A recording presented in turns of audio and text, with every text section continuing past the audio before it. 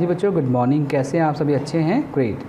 तो बच्चों आज हम डिस्कस करेंगे इस वीडियो फॉर्म में जो अभी लेटेस्ट सीबीएसई की तरफ से जो गाइडलाइंस आई हैं आपके सिलेबस को लेके कि अब सिलेबस में क्या इन है, क्या आउट है, या सिलेबस से क्या डिलीट किया गया है। जो बात करूंगा ये 2020-21 एग्जामिनेशन के लिए बात करेंगे और हम आज बात करेंगे सिर्फ अकाउंटेंसी सब्जेक्ट को लेकर। तो बच्चों सबसे पहले यहाँ पे रिलेटेड सिलेबस इन अकाउंटेंसी क्या था हम वो डिस्कस करेंगे। तो इससे पहले मैं आपको कुछ इंपॉर्टेंट पॉइंट आपको बता देता हूँ। नंबर 1, पूरे सिलेबस को मिला के उसमें से 30% पार्ट डिलीट किया गया है। इसमें जो डिलीट किया गया है उसमें कैलकुलेशन बेस्ड पार्ट या टाइम कंज्यूमिंग पार्ट वो डिलीट किया गया, जिसलिए चैप्टर डिलीट नहीं किए गए एक्सेप्ट डिबेंचर को छोड़ के बाकी सब में से कुछ पार्ट्स डिलीट हुए हैं। बड़ी आइडियल एंड गुड प्लानिंग थी सीबीएसई की तरफ से इस प्रेजेंट सिनेरियो को देखते हुए। जैसा कि आप जानते हैं जो गाइडलाइंस आई हैं वो जुलाई में आई हैं और आपको पता है कि 3 मंथ्स निकल चुके हैं।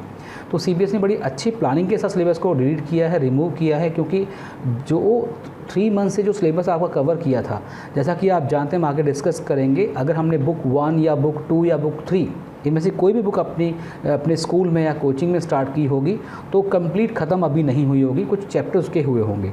तो इन्होंने जो सिलेबस रीड किया है वो लास्ट से रीड किया है, आओ डिस्कस करेंगे। सबसे पहले अगर हम बात कर लेते हैं सिलेबस, हमारी जो बुक वाइज सिलेबस है वो क्या है, जो कि हम लोग स्कूल में या कोचिंग में फॉलो करते हैं। तो बुक 1 है एनपीओ एंड पार्टनरशिप। एनपीओ अपने आप में एक कंप्लीट चैप्टर है और पार्टनरशिप का आपको पता है कि इसमें 6 चैप्टर्स हैं। अगर आपने अपनी कोचिंग में बुक 1 स्टार्ट की थी तो आपने एनपीओ कंप्लीट किया होगा, पार्टनरशिप 1, 2, 3 कंप्लीट किए होंगे। हमने अपनी कोचिंग में एनपीओ कंप्लीट कर लिया आपके साथ, पार्टनरशिप 1 कंप्लीट कर ली, 2 कंप्लीट कर ली, 3 कंप्लीट कर ली।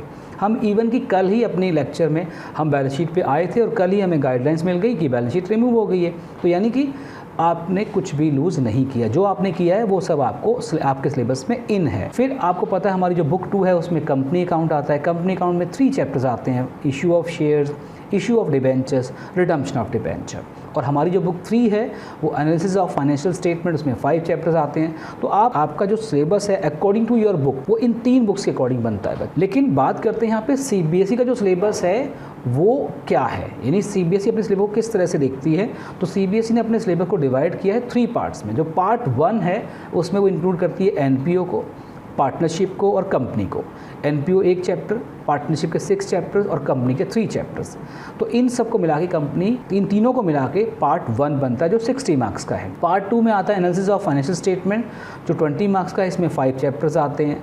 उसके बाद पार्ट 3 हमारा जो प्रोजेक्ट वर्क है वो 20 मार्क्स का है। तो ये सिलेबस था as per the guidelines issued by CBSE. जैसा कि बच्चों अभी आप स्क्रीन पे देख रहे हो, इसमें मैंने पार्ट 1 में कुछ टॉपिक को फाउंड दिया है पार्ट 1 में और पार्ट 3 में। इसका मतलब है कि इसमें कुछ चेंजेस हैं। उसके बाद देखेंगे आप कि वो डिटेल सिलेबस क्या था जिसके लिए हमने ये वीडियो बनाई थी। तो सबसे पहले नंबर 1 पार्टनरशिप, जिसमें टोटल 6 चैप्टर्स हैं आपके पास, और इसमें से chapter 1 basic fundamental, chapter 2 goodwill, chapter 3 change in profit sharing ratio, उसमें कोई चेंज नहीं है।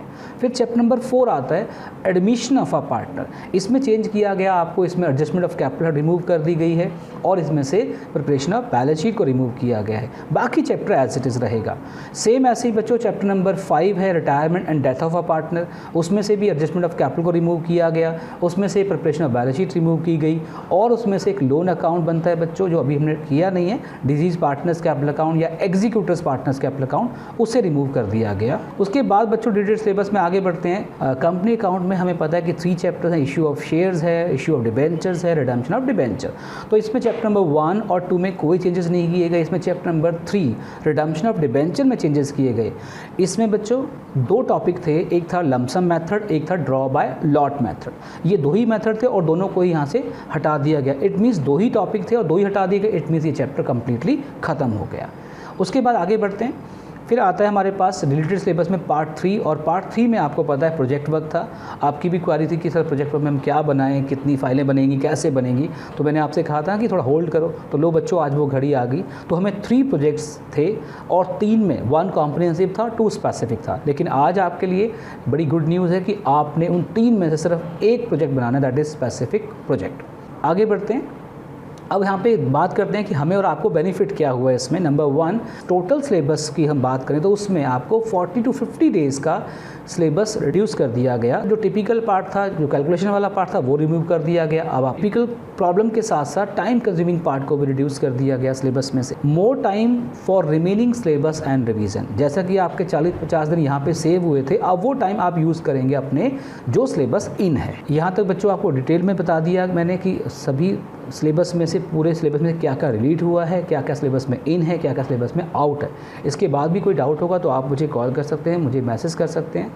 तो ठीक है बच्चों, all the best, thank you and God bless you, bye bye.